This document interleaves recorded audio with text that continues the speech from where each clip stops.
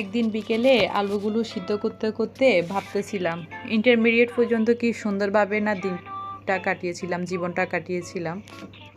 আর এখন কত ব্যস্ত হয়ে গিয়েছি, সংসারের হাল ধরায় শিখে গিয়েছি, তাই না আপুরা? আসলে মেয়েদের জীবনটা না কেমন জানি, সময়ের সাথে সাথে সব কিছু না কেমন জানি কেমনভাবে না সব চেঞ্জ হয়ে যায়।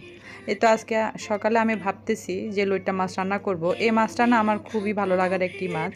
প্রথমে তো মশলাগুলো সুন্দর করে কষিয়ে নিলাম। আমাদের পরিবারের সবাই আবার এই মাছটা খুবই পছন্দ করে।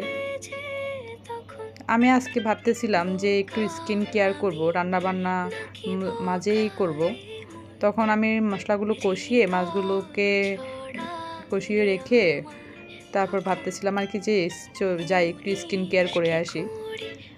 তখন স্কিন কেয়ার করার জন্য আমি আসলে স্কিন কেয়ারের জন্য একটা ফেস মাস্ক নিয়েছিলাম।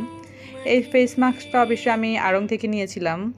আমার তো অয়েলি স্কিন, খুবই ভালো লাগে আমার এই ফেস মাস্কটা। আমি এটাকে পরিমাণ মতো নিয়ে একটু পানি দিয়ে, এটা অবশ্যই একটু ভেজাই থাকে, নিয়ে ভালোভাবে মুখে এবং হাতে মেখে প্রায় 40 মিনিটের মতো ছিলাম। তারপর আমি শাওয়ার টাওয়ার শেষ করে ফ্রেশ হয়ে নিয়েছিলাম আর কি।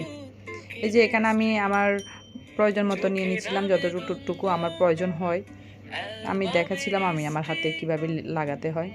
আসলে স্কিন কেয়ার করলে আমার খুবই ভালো লাগে, জানি না কার কতটুকু ভালো লাগে। এরপর শাওয়ার টাওয়ার শেষ করে বাকি রান্নাটুকু শেষ করে ভাবছিলাম একটু ছাদে যাই। আজকে ওয়েদারটা না অনেক সুন্দর, একটু মেঘাচ্ছন্ন ছিল, আমার ভালো লাগতেছিল। আর স্কিন কেয়ার করার পর আমার একটু ফ্রেশ মনে হচ্ছিল, খুবই ভালো লাগতেছিল, সুন্দর লাগতেছিল। আজকে এই পর্যন্ত, আল্লাহ হাফেজ।